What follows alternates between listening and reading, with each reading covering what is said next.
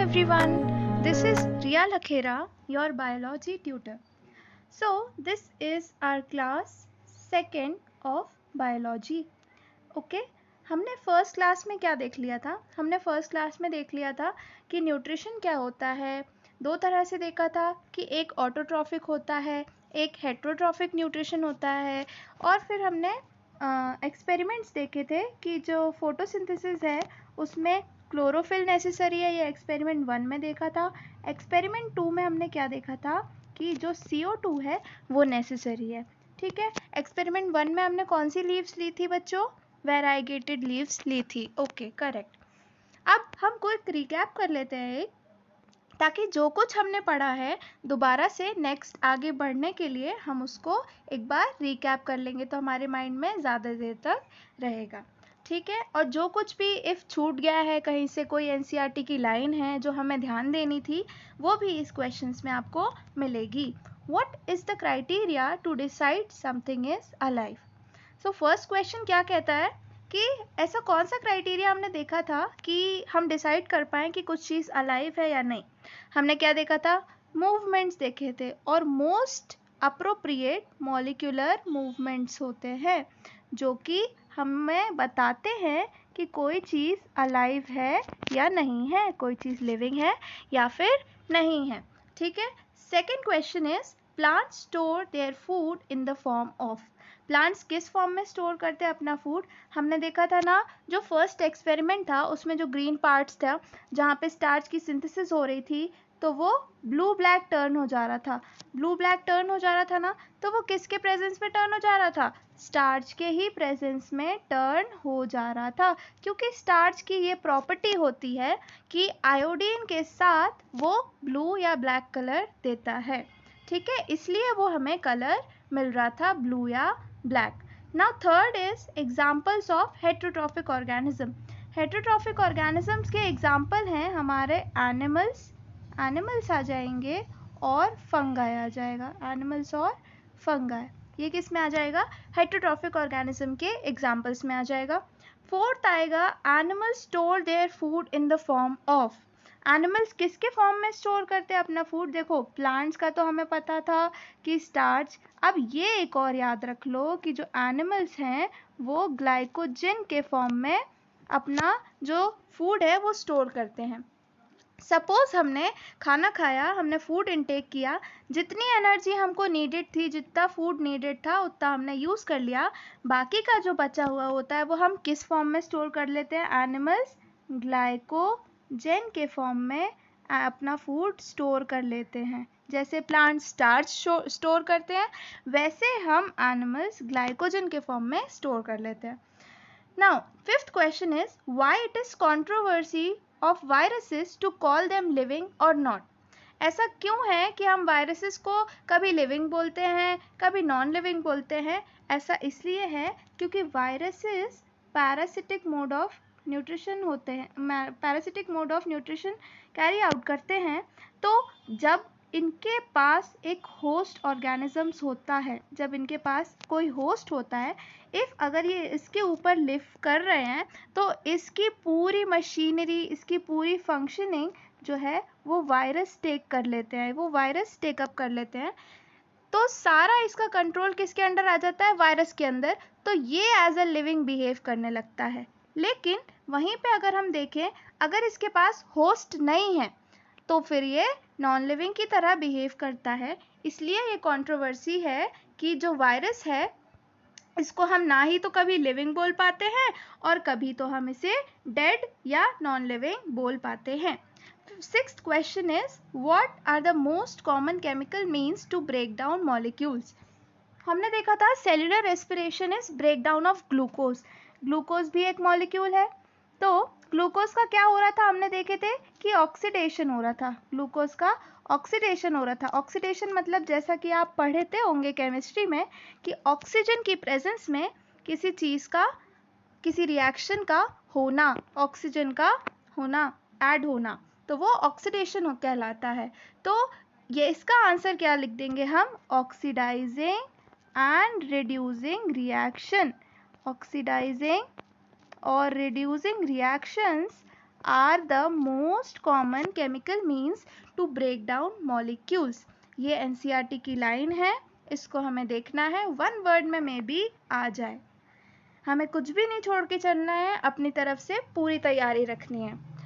Now, seventh question is the process of breakdown of food sources with the help of oxygen is called what? Is called cellular respiration. अभी तो हमने देखा ना कि glucose का हमने ऑक्सीडेशन किया था, तो उसको हम कहते हैं, उस प्रोसेस को हम कहते हैं व्हाट?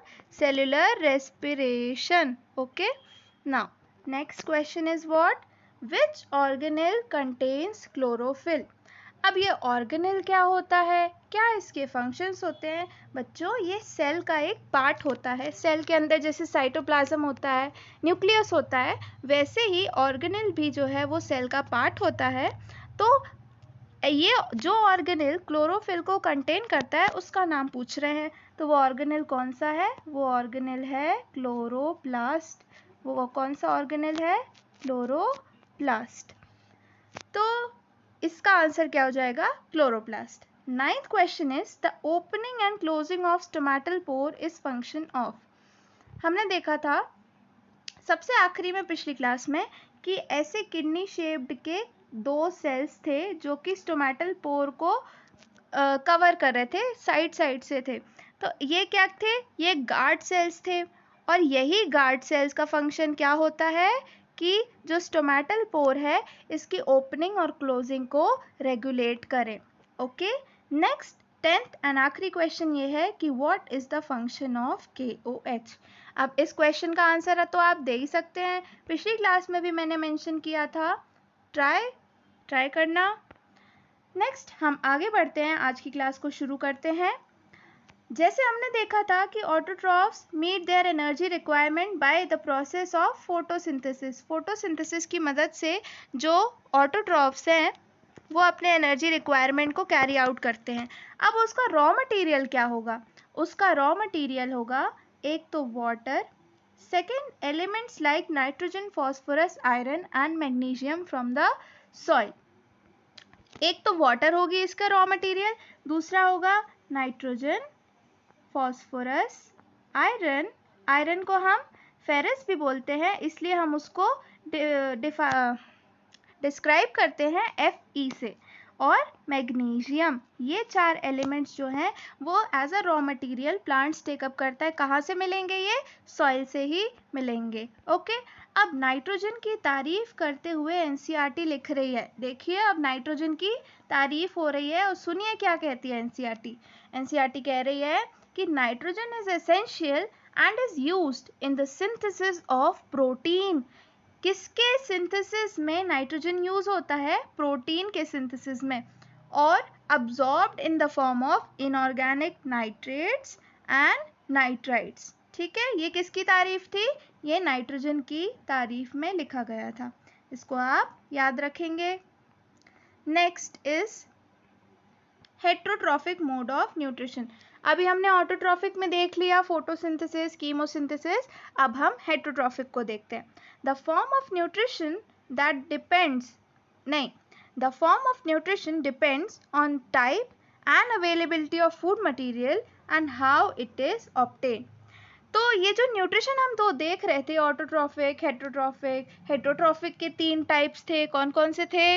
होलोजोइक था, और एक पैरासिटिक था, और एक सैप्रोफिटिक था. ये जो 3 टाइप्स हैं, ये इतनी तरह से जो न्यूट्रिशन है, फॉर्म्स ऑफ न्यूट्रिशन है, ये किस किस के कारण होता है? पहला तो उसके टाइप के कारण होता है, या और दूसरा उसकी अवेलेबिलिटी ऑफ फूड मटेरियल, और तीसरा कि वो कैसे लिया जा रहा है, कैसे उसको हम ऑब्टेन कर रहे हैं. ये 3 क्राइटेरियाज पे जो है अलग अलग न्यूट्रिशन के फॉर्म्स डिफाइन होते हैं. Okay. Now next is parasitic mode of heterotrophic nutrition. Parasite से हम क्या समझ रहे हैं? पैरासाइट वो होते हैं जो किसी और ऑर्गेनिज्म, सम होस्ट ऑर्गेनिज्म की बॉडी पे लिव करते हैं और इनसे ही अपना जो न्यूट्रिशन है वो ये गेन करते हैं. But the criteria here, but the difference here is without killing them. A live host, ये डेड होस्ट पे नहीं, एक लाइव होस्ट पे लिव करते हैं और उसकी बॉडी से अपना जो न्यूट्रिशन है वो ऑब्टेन करते हैं, वो अपना न्यूट्रिशन गेन करते हैं। दो एग्जाम्पल्स हमने देखा था, दो होते हैं पैरासाइट, एक्टोपैरासाइट और एंडोपैरासाइट। एक्टो मतलब क्या? एक्टो मतलब outside, outside the host body जो पैरासाइट्स रहते हैं उनके एग्जाम्पल क्या है? लीच, टिक और लाइस, लीच, टिक और लाइस। दूसरा है एंडोपैरासाइट। एंडोपैरासाइट, एंडो मतलब क्या? अंदर, मतलब होस्ट बॉडी के अंदर लिव करने वाले जो पैरासाइट हैं, होस्ट बॉडी के अंदर रहकर जो उससे न्यूट्रिशन गेन करते हैं, उसको हम क्या कह देते हैं? उसको हम एंडोपैरासाइट कह देते हैं, जिसके एग्जाम्पल में क्या आ जाएगा? Tapeworm, Plasmodium etcetera. प्लाज्मोडियम कौन सा पैरासाइट होता है? Malarial parasite. यही पैरासाइट जो है वो मलेरिया कॉज करता है, malarial parasite. Okay, now next comes saprophytic mode of nutrition. हमने पैरासाइट में क्या देखा था कि वो होस्ट की बॉडी पे रह रहा था विदाउट किलिंग देम। ओके, मतलब वो लाइव होस्ट था। यहाँ पे क्या होगा? हाँ, एक और एग्जाम्पल बच्चों, कस्कटा और अमरबेल, इसको हम डॉडर के नाम से भी जानते हैं। इसका स्कूल का नाम डॉडर और घर का नाम कस्कटा या अमरबेल। ठीक है, ये भी एक जो है पैरासाइट होता है प्लांट्स का। ये एक प्लांट है जो कि पैरासाइट होता है, ये स्टेम पैरासाइट होता है। Saprophytic mode of nutrition. Saprophytic मतलब which derive the nutrition from dead and decaying organic matter, which derive the nutrition from dead and decaying organic matter, ये क्या कहला जाएगा? सैप्रोफिटिक मोड ऑफ न्यूट्रिशन कहला जाएगा। इसके एग्जाम्पल में कौन कौन आ जाएंगे? इसके एग्जाम्पल में आ जाएंगे बैक्टीरिया एंड फंगाई। इसके एग्जाम्पल में आ जाएंगे bacteria and fungi. Next comes कि हाउ डू अदर ऑर्गेनिजम्स। अभी तो हमने देख लिया, हमने किस किस का देखा? हमने प्लांट्स का देख लिया, हमने हेटरोट्रॉफिक्स में देख लिया। अब अलग से भी, ये तो हम मल्टी सेलुलर की बात करने लगे, लेकिन something named unicellular organisms are also there in this living system, in this biosphere. इधर पे हमें सिंगल सेल्ड ऑर्गेनिज्म भी देखने को मिलते हैं। So this single celled organism, the food may be taken by entire surface. Amoeba की बात करें, सिंगल सेल्ड ऑर्गेनिज्म की हम जैसे ही बात करते हैं तो सबसे पहला नाम हमारे मन में कौन सा आता है? Amoeba. Amoeba, it uses its temporary finger-like projection which fuses with food particles and form a food vacuole to obtain nutrition. Amoeba के पास क्या होता है? एक तो ये इरेगुलर शेप्ड होता है और इसी प्रोजेक्शंस को जब ये प्रोजेक्ट करता है बाहर, तो इसके प्रोजेक्शन के पास ये फूड पार्टिकल आके फ्यूज हो जाता है और जो है फूड वैक्यूल बना लेता है। ये आप डायग्राम में देख पा रहे हैं, एनसीईआरटी का डायग्राम है। ये अमीबा बनाया है, इसकी लेबलिंग की है कि ये फूड पार्टिकल है। देन ये किसका न्यूक्लियस है? अमीबा का न्यूक्लियस है। इसने ये फिंगर लाइक प्रोजेक्शन को क्या बोलते हैं हम? जूडोपोडिया कहते हैं। जूडो मतलब फॉल्स और पोडिया मतलब फीट। ठीक है, मतलब फॉल्स फीट, जूडोपोडिया। तो ये जूडोपोडिया फिंगर लाइक प्रोजेक्शन को ये अपने प्रोजेक्ट करता है, फूड पार्टिकल के साथ फ्यूज कराता है और देन किसका फॉर्मेशन हो जाता है? फूड वैक्यूल का फॉर्मेशन हो जाता है। तो कैसे इंजेस्ट करता है फूड अमीबा? सबसे पहले तो अपने जूडोपोडिया फिंगर लाइक प्रोजेक्शन को प्रोजेक्ट करेगा, फिर उसके साथ जो है वो फूड पार्टिकल फ्यूज हो जाएंगे और किसका फॉर्मेशन कर लेंगे? फूड वैक्यूल का फॉर्मेशन कर लेंगे। अब इस फूड वैक्यूल के अंदर भी कहानी है। इस फूड वैक्यूल में क्या होता है कि जो कॉम्प्लेक्स सब्सटेंसेस हैं वो अपने सिंपलर फॉर्म्स में ब्रेक डाउन हो जाता है। उनका जो कॉम्प्लेक्स सब्सटेंसेस हैं उसको सिंपलर फॉर्म में वो तोड़ देते हैं। Second is paramecium. ये मैंने जो डायग्राम दिया है किसका है? पैरामीशियम का डायग्राम है। पैरामीशियम में सेल का तो डेफिनेट शेप होता है, लेकिन जो फूड है वो इस बार स्पेसिफिक स्पॉट पर ही इंजेस्ट होता है। और ये किसकी हेल्प से होता है? सीलिया की हेल्प से होता है। सीलिया हम जानते हैं प्रोजेक्शंस होते हैं, हेयरी प्रोजेक्शंस होते हैं, आउटग्रोथ्स होती है जो किसी एक पर्टिकुलर सब्सटेंस को एक पर्टिकुलर डायरेक्शन में मूव कर पाए या शिफ्ट कर पाए। तो ये इसकी बॉडी पे छोटे छोटे ये हेयरी अपन को दिख रहे हैं ना, हेयरी लाइक स्ट्रक्चर इसमें इजीली विजिबल नहीं है, बट अगर आप पैरामीशियम को देखेंगे तो ये ऐसे पूरी होल बॉडी सरफेस पे इसके सीलिया प्रेजेंट होते हैं, और इसी सीलिया की मदद से जो है ये फूड है हमारा एक स्पेसिफिक पर्टिकुलर पॉइंट पे पहुंच जाता है। ओके, नाउ नेक्स्ट इज, अब हमने सबकी बात कर ली, हम अपनी बात तो कर ही नहीं रहे हैं, शांति रखिए, हम अपनी बात भी अब करने जा रहे हैं। Holozoic mode of nutrition in human body. Human body में कैसा हेटरोट्रॉफिक न्यूट्रिशन होता है? होलोजोइक। होलो मतलब एज अ होल, होलो मतलब एज अ होल, मतलब हम पहले फूड पार्टिकल को पूरा इंटेक कर लेते हैं, फिर अपनी बॉडी के अंदर उसको डाइजेस्ट करते हैं, that is holozoic mode of nutrition. तो इसमें हम देखेंगे डाइजेस्टिव सिस्टम। डाइजेस्टिव सिस्टम का पहले हम स्ट्रक्चर देखेंगे, फिर उसी के साथ हम उसका मैकेनिज्म देखेंगे कि कैसे फूड को, जैसे जब हम इंजेस्ट करते हैं तो फूड हमारी बॉडी के अंदर जाने के बाद कौन कौन से प्रोसेसेस से होके निकलता है, कौन कौन से स्ट्रक्चर्स है that helps the food to be digested in our body. ये एनसीईआरटी का डायग्राम है, इसमें हम लेबलिंग देख लेंगे, मे बी आ जाए। पहला स्टार्ट करते हैं माउथ या बकल कैविटी। ये जो हमारा एंटीरियर मोस्ट रीजन है उसमें माउथ और बकल कैविटी प्रेजेंट होते हैं, और उसी रीजन में टंग प्रेजेंट होती है हमारी, ठीक है। टंग के नीचे फिर हम आएंगे तो ईसोफेगस, देन हमारा ये डायफ्राम मार्क हुआ है, ये गॉल ब्लैडर। अब गॉल ब्लैडर की थ्योरी में तो कुछ नहीं लिखा है एनसीईआरटी में, बट यहाँ आप डायग्राम में देखेंगे तो डायग्राम में उन्होंने लिख दिया है कि गॉल ब्लैडर का काम क्या है। यहाँ पे छुपे छुपे एनसीईआरटी बता रही है कि गॉल ब्लैडर का काम है बाइल को स्टोर करना। गॉल ब्लैडर का काम क्या है?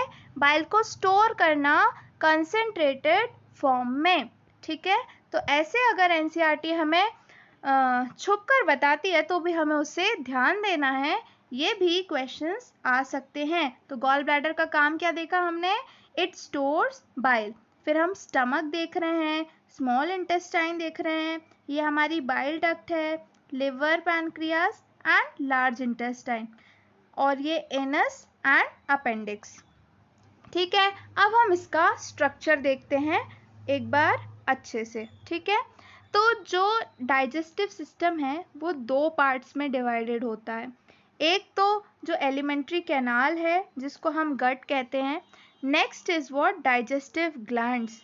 ग्लैंड्स होते हैं हमारे जो अपने सिक्रीशन से हमारे फूड पार्टिकल को सिंपलर फॉर्म में तोड़ने में हेल्प करते हैं। तो एलिमेंट्री कैनाल का देख लेते हैं। It runs from mouth to anus. Alimentary canal का एंटीरियर मोस्ट पार्ट क्या है? माउथ, और पोस्टीरियर मोस्ट पार्ट क्या है? एनस, ठीक है। अब इसी एलिमेंट्री कैनाल के 8 पार्ट्स हैं। First is mouth, then the food passes to buccal cavity, then to pharynx, then esophagus, stomach, small intestine, large intestine, and at the end exit the waste matter exit through anus. Okay, next is what? Digestive glands. हम 5 तरह के glands देखेंगे: salivary gland, gastric glands, liver. Liver is called what? The largest of all glands. Liver is the largest of all glands. Okay, ये चीज़ हमें याद रखनी है. Then next is intestinal glands and pancreas is a gland. ये mixed क्यों लिखा है इधर पे? Mixed इसलिए लिखा है because pancreas is a mixed gland. हमने देखा है 2 तरह के ग्लैंड्स होते हैं, एक तो एंडोक्राइन पार्ट होता है और एक एक्सोक्राइन ग्लैंड्स होते हैं, दो डिफरेंशिएटेड होते हैं, and this comes under mixed gland और कॉम्पोजिट ग्लैंड. ये हम आगे देखेंगे, ठीक है. नाउ नेक्स्ट चलते हैं थोड़ा और आगे. अब हम इसके बारे में और तारीफें सुनते हैं। सबसे पहले माउथ की बात कर रहे हैं। माउथ हमने अभी पढ़ा था, anterior end of alimentary canal through which we ingest the food. Anterior most end alimentary canal का जो है वो क्या कहलाता है, उसको हम माउथ कहते हैं। और इस माउथ से हम जो फूड पार्टिकल है उसको इंजेस्ट करते हैं, उसको फर्दर भेज सकते हैं डाइजेशन के लिए। Now comes what, buccal cavity. Buccal cavity it extends from mouth to pharynx. Mouth से फेरिंग्स तक एक्सटेंड होने वाली जो बकल कैविटी है, ये बकल कैविटी के अंदर दो चीज़ें आती हैं। एक तो देखिए टंग आएगी और एक टीथ आएंगे। इसके बारे में भी देख लेते हैं। टंग क्या होती है? Tongue muscular thick movable structure present at the floor of buccal cavity. On its surface there are taste bud present. अब टंग का एक काम होता है कि स्वाद मिलना। जो स्वाद होता है हमारे खाने में वो टंग के हिसाब से, टंग की हेल्प से हमको मिलता है। क्यों? क्योंकि जो टेस्ट बर्ड्स हैं वो प्रेजेंट होती हैं किस पे? टंग पे। टेस्ट बर्ड्स या पैपिले जो है वो प्रेजेंट होती है। ओके, नाउ जो टंग है वो इसको बोला है थिक मस्कुलर मूवेबल। तो क्या सही बोला है? ऐसा तो नहीं है कि किसी की टंग मूवेबल ही नहीं है, सबकी टंग मूव करती है। तभी तो हम कहते हैं आजकल तुम्हारी ज़बान बहुत चल रही है ना। तो ये इसलिए कहते हैं आजकल तुम्हारी ज़बान बहुत चल रही है। इसे याद रखिएगा, muscular thick movable structure present at the floor of buccal cavity. इसके फंक्शंस क्या क्या है? टेस्टिंग ऑफ फूड, स्पीच में हमें बोलने में मदद करता है, और mixing of food with saliva. अब किसी चीज़ को आप लुब्रिकेट करके, ऑब्वियसली जो फूड है इफ़ उसमें म्यूकस या फिर सलाइवा के साथ वो मिक्स नहीं होगा तो उसको अपन को स्वॉलो करने में दिक्कत जाएगी। इसलिए जो है ये जो सलाइवा के साथ इसको मिक्स करने का काम है वो किसका होता है? टंग का होता है। Next is what? Our teeth. Teeth के बारे में हम बात कर लेते हैं। तो टीथ जो है, these are the structures present for cutting, crushing, chewing of food. तो हम डिफरेंट टाइप के जो फूड हैं वो इंजेस्ट करते हैं, तो उसको कटिंग के लिए, क्रशिंग के लिए, च्यूइंग के लिए हमें कुछ तो ऐसा स्ट्रक्चर होना पड़ेगा ना कि उसको वो तोड़ पाए, तब जाके हम उसको स्वॉलो कर पाएँ। तो teeth is the structure that is present for cutting, crushing और chewing of food. There are two sets of teeth. There are how many sets of teeth? There are two sets of teeth. इसलिए हम कहते हैं कि हमारे teeth कैसे हैं? डायफायोडोंट हैं। डायफायोडोंट का मतलब और टू सेट्स का मतलब ये मतलब है कि एक तो हमने देखा होगा, एक हमारे पास मिल्क टीथ होते हैं या टेम्पररी टीथ होते हैं, जो कि जब हम बच्चे होते हैं तब हमारे पास होते हैं मिल्क टीथ या फिर टेम्पररी टीथ। और दूसरे सेट्स जो आते हैं वो परमानेंट टीथ के आते हैं। 17 ईयर्स और द टीनेज ईयर में जो है हमारे पास परमानेंट सेट ऑफ टीथ आते हैं। तो इन दो सेट्स के होने के कारण ही हम अपने टीथ को कैसे कहते हैं कि हमारे टीथ डायफायोडोंट हैं। Next comes, there are 4 types of teeth. Sorry, here is a spelling mistake, आप सुधार लेंगे। There are 4 types of teeth, इसलिए हम इसको क्या कहते हैं? हेट्रोडोंट कहते हैं। हमारे टीथ कैसे हैं? एक तो डायफायोडोंट है और दूसरे कैसे हैं? हेट्रोडोंट हैं। ऐसा हम क्यों कह रहे हैं? इसके रीजंस आप समझ गए। डायफायोडोंट मतलब 2 sets of teeth, milk teeth and permanent set of teeth, and heterodont मतलब there are 4 different types of teeth. हमने देखा था ना, इंसाइजर्स, कैनाइन, मोलर्स, प्रीमोलर्स, ये तो सब हम पढ़ते ही हैं। इसके बारे में तो पता ही होता है। कौन कौन से होते हैं? इंसाइजर्स होते हैं, देन कैनाइन्स होते हैं, देन मोलार्स होते हैं और प्री मोलार होते हैं। ओके, ये जो 4 तरह के डिफरेंट टाइप्स ऑफ टीथ हैं, इसके कारण हमें नाम देना पड़ता है। अब जो हम डिफरेंट होगा उसको हम नाम तो देंगे। तो हमारे 4 डिफरेंट तरह के टीथ हैं, इसको हम हेट्रोडोंट कह देते हैं। जो टीथ हैं that is made up of Ivory like substances called dentine.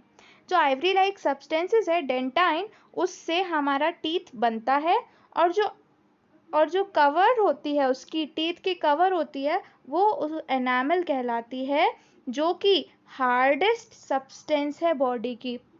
Bone से भी हार्ड कहलाती है ये enamel. Okay, now next is फैरिंग्स। फैरिंग्स की बात करते हैं तो फैरिंग्स is the funnel shaped passage for both food and wind. Pharynx is the funnel-shaped passage for both food and wind. It opens into food pipe and windpipe trachea. Opening of trachea is called glottis and is covered by cartilaginous flap called epiglottis, which does not allow food to enter the windpipe when being swallowed. अब इस line का क्या कैसा मतलब है आइए देखते हैं। सपोज कर लेते हैं ये हमारा क्या है, ट्रैकिया, या फिर क्या कह सकते हैं इसे हम, विंड पाइप, या हमारा ये ट्रैकिया है। ठीक है, यहाँ से विंड जाएगी। अब जो हमने देखा था इसी के बाजू में ये जो ईसोफेगस लगा हुआ है और ये कॉमन ओपनिंग जो है हमारी फैरिंग्स है। ठीक है, तो अब हमने जैसे ही फूड को इनटेक किया तो इसको जाना चाहिए कहाँ, यहाँ जाना चाहिए, फूड पाइप में जाना चाहिए।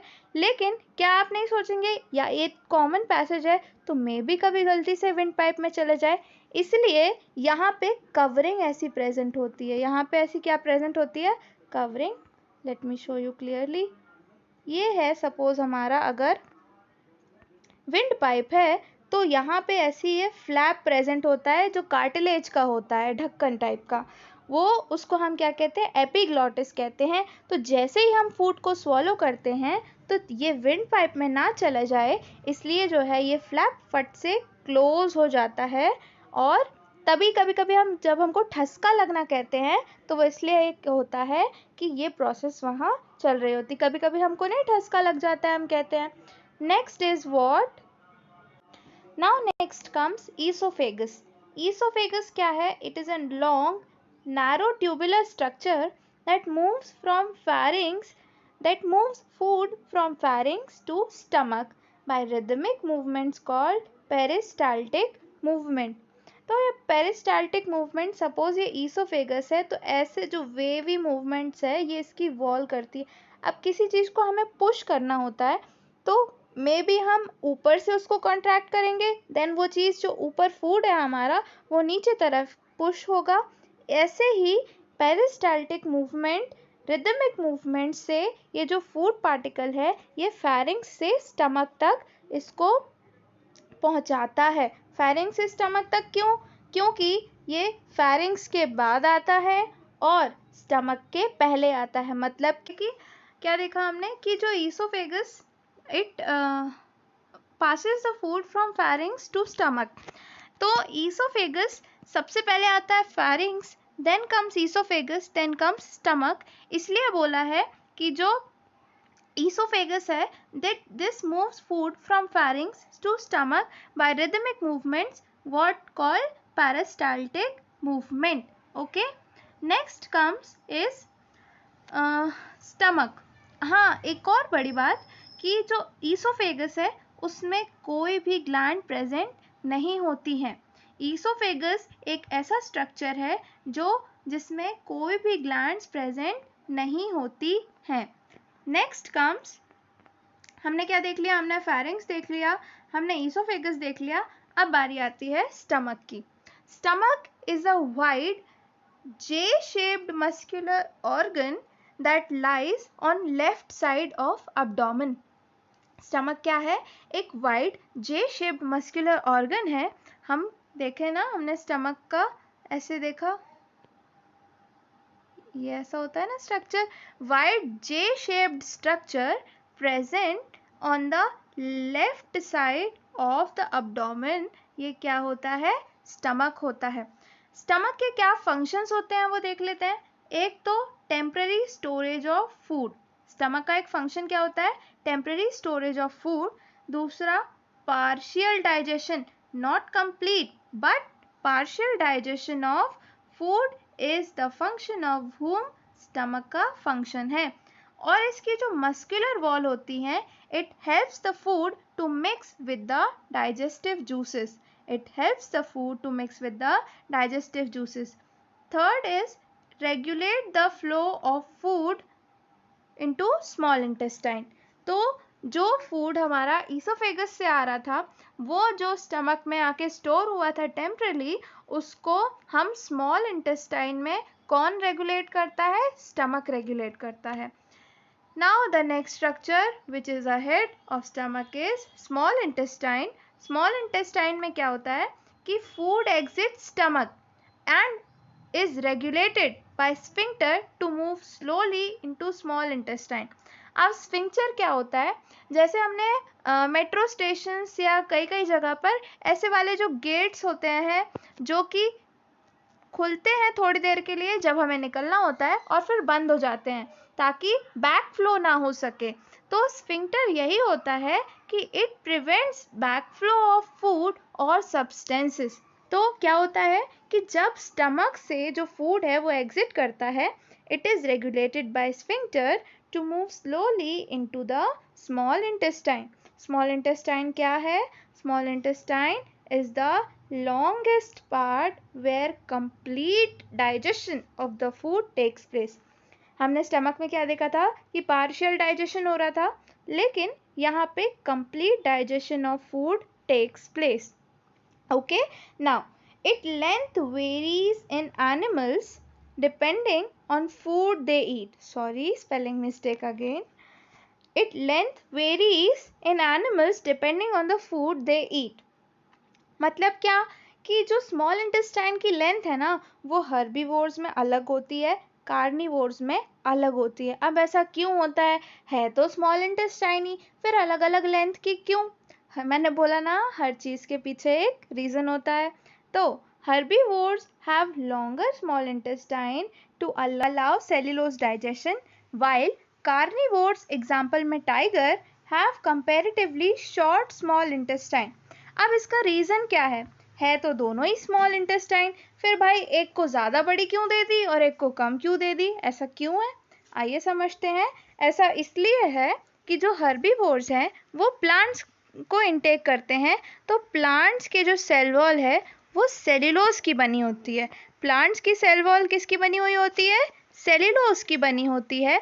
इसी के डाइजेशन के लिए जो है हमारी स्मॉल इंटेस्टाइन जो है वो लॉन्गर होती है. ओके, और जो कार्निवोर्स हैं वो तो मीट इनटेक करते हैं, तो meat is easier to digest and is comparatively short small intestine. अब जो ये स्मॉल इंटेस्टाइन है इसमें दो जगह के सिक्रीशंस और आते हैं.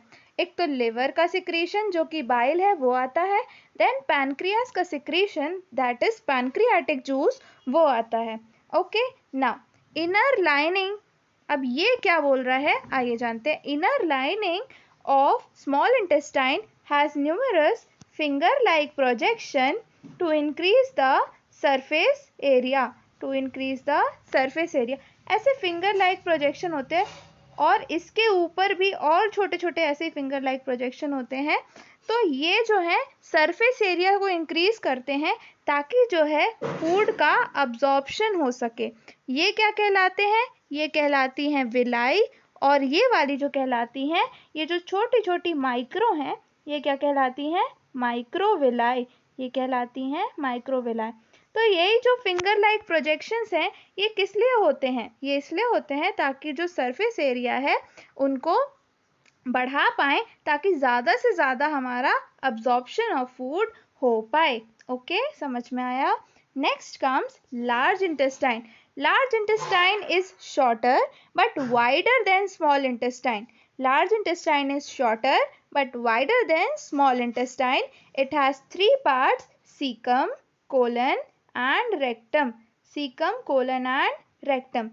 तो लार्ज इंटेस्टाइन के कितने पार्ट्स होते हैं? लार्ज, जैसे हमने स्मॉल इंटेस्टाइन देखी वो लॉन्गर होती है, लेकिन अब इतने से हमारी बॉडी में हम इतनी लॉन्ग स्मॉल इंटेस्टाइन तो खुली ऐसे नहीं रख सकते, तो हम क्या करते हैं उसको फोल्ड करके, उसके प्रोजेक्शंस फोल्ड करके बहुत सारे फोल्ड्स में वो होती है, वैसे हम उसको प्लेस कर देते हैं। जब भी कोई चीज़ हमें बिखरी हुई होती है तो वो ज़्यादा लगती है, अब उसी को हम फोल्ड करके रख दें तो वो एक मैनेज्ड स्पेस में भी एडजस्ट हो जाती है। तो ऐसे ही जो स्मॉल इंटेस्टाइन है वो लंबी है लेकिन कॉइल्ड है, और जो लार्ज इंटेस्टाइन है वो वाइड है स्मॉल इंटेस्टाइन से, लेकिन स्मॉल इंटेस्टाइन से कंपैरेटिवली कैसी है, शॉर्ट है। Now it has 3 parts, caecum, colon and rectum. The unabsorbed food, अब जितना फूड को अब्जॉर्ब होना था वो तो स्मॉल इंटेस्टाइन में हो गया, और बाकी का जो बचा अनअब्जॉर्ब्ड फूड है is passed to large intestine where more of the water is absorbed and rest material is removed via anus as solid waste. अब जितनी हमारी काम की चीज़ें थी, जितना अब्जॉर्ब होने वाला पार्ट था वो स्मॉल इंटेस्टाइन में हो गया। कंप्लीट डाइजेशन जो है कहाँ होता है, स्मॉल इंटेस्टाइन में होता है, और फिर उसका अब्जॉर्प्शन, उसका जो न्यूट्रिशन का अब्जॉर्प्शन है वो कहाँ पे होता है, वो भी स्मॉल इंटेस्टाइन में होता है। बाकी का जो वेस्ट होता है वो कहाँ सॉलिड वेस्ट बनता है, हमारे लार्ज इंटेस्टाइन में जो सॉलिड वेस्ट बना, ठीक है। फिर उसके बाद जो बाकी का बचा वाटर था वो अब्जॉर्ब हो गया। अब जो ये सॉलिड वेस्ट है ये एनस के थ्रू एग्जिट हो जाएगा, इजेशन हो जाएगा इस वेस्ट का, कहाँ, आउटसाइड द बॉडी। तो एनस क्या है, anus is the posterior most part of gut. Gut क्या था, एलिमेंट्री कैनाल को ही हम गट कहते हैं। एलिमेंट्री कैनाल उसका बड़ा वाला नाम है और उसका निकनेम क्या है, गट है। Okay, so posterior most part of gut where waste material is egested and is regulated by anal sphincter।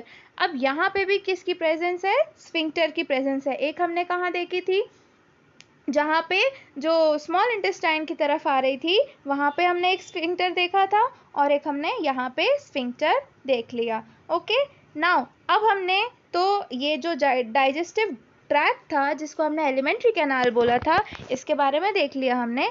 अब हम बात करते हैं किसकी, डाइजेस्टिव ग्लैंड्स की बात करते हैं। डाइजेस्टिव ग्लैंड्स की बात करेंगे तो पहला हमारा डाइजेस्टिव ग्लैंड्स क्या है, salivary gland. Salivary glands, they are present outside the buccal cavity and contains an enzyme named salivary amylase. The spelling mistake is here, salivary amylase. This is the spelling, AMYLASE, salivary amylase. Okay, the salivary glands are present outside the buccal cavity। अब हम बोलेंगे कि एक तो ये buccal cavity के outside है, लेकिन फिर भी हमारी जो बकल कैविटी है उसमें सलाइवा कैसे आता है, तो ये अपनी डक्ट्स के थ्रू जो है अपने सिक्रीशंस को पोर कर देते हैं, कहाँ, इनसाइड बकल कैविटी, जबकि ये ग्लैंड्स कहाँ प्रेजेंट होते हैं, आउटसाइड द बकल कैविटी ये प्रेजेंट होते हैं। और इसी सलाइवरी अमाइलेज का काम क्या होता है, it's break down starch into simple sugar. Salivary amylase को ही हम टाइलिन भी कहते हैं। तो इसका काम क्या होगा कि ये स्टार्च को किस में तोड़ देगा, स्टार्च को तोड़ देगा सिंपल शुगर में, सिंपल शुगर में तोड़ देगा। कौन, ये सलाइवरी अमाइलेज। ये क्या है, ये एक एंजाइम्स है। और एंजाइम्स का काम क्या होता है, एंजाइम का काम होता है किसी भी रिएक्शन को जल्दी करवा देना, उसके टाइम ड्यूरेशन को कम करके उसको इक्विलिब्रियम में जल्दी से जल्दी पहुंचा देना, ये काम होता है एंजाइम्स का। एंजाइम क्या होते हैं, एंजाइम बायोकैटलिस्ट होते हैं। एंजाइम को हम और क्या बोलते हैं, एंजाइम को हम बायोकैटलिस्ट वो भी बोल सकते हैं, ठीक है। Now comes what, gastric glands. Gastric glands में क्या आ जाएगा कि दे रिलीज। अब हम गैस्ट्रिक ग्लैंड्स की सिक्रीशन देख लेते हैं।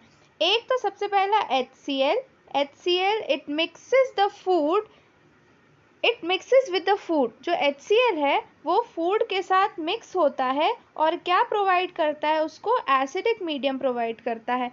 अब एसिडिक मीडियम की क्या ज़रूरत यहाँ पे, एसिडिक मीडियम की ये ज़रूरत है कि ये जो एंजाइम नेम्ड पेप्सिन होता है, ये पेप्सिन जो प्रोटीन डाइजेस्टिंग एंजाइम होता है, इसको जो है एसिडिक pH चाहिए होता है। इसको कैसा pH चाहिए होता है, एसिडिक पीएच चाहिए होता है।